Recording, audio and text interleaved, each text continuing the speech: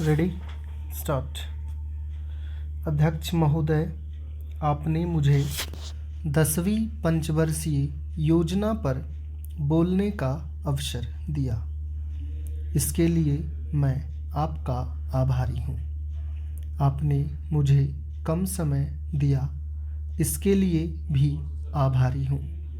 अभी मेरे से पूर्व कुछ सदस्यों ने हम पर यह आरोप भी लगाया कि हम योजना में विश्वास नहीं रखते।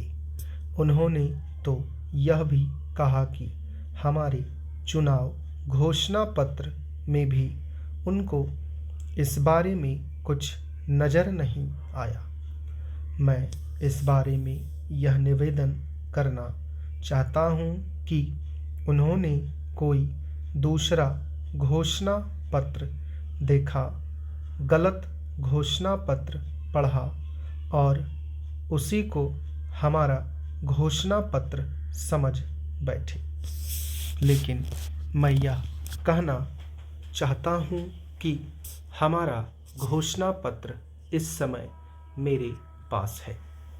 इस घोषणा पत्र में हमारी घोषणा में योजना के बारे में स्पष्ट रूप से कहा गया है कि हम योजना पर विश्वास रखते हैं, लेकिन ऐसी योजना पर विश्वास नहीं रखते जो जनता के दुखों को दूर नहीं कर सकती, जो जनता के कष्ट दूर नहीं कर सकती।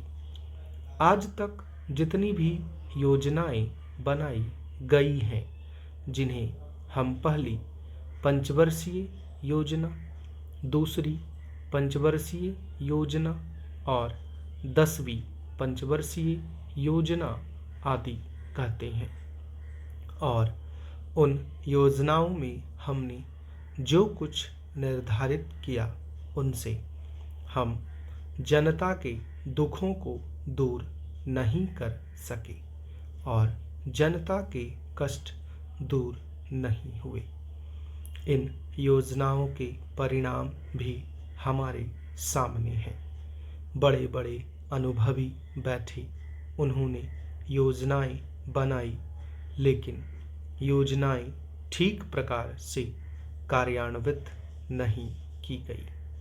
उन योजनाओं में काफ़ी दोष थे, जिसके कारण ये योजनाएं लोगों के दुखों को दूर नहीं कर सकी।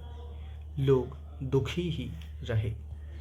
मैं यहाँ पर कहना चाहता हूँ कि जो हमारी योजना थी, उसका परिणाम क्या निकला। उसका परिणाम यही निकला कि हमें रुपए का मूल्य कम करना पड़ा।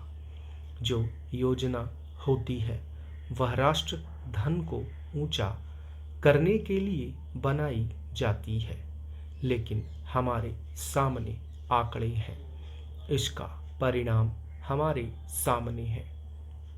हमने अब तक 9 पंचवर्षीय योजनाएं कार्यान्वित की हैं, लेकिन हमारी प्रति व्यक्ति आय में और जीवन स्तर में अपेक्षित वृद्धि नहीं हुई है।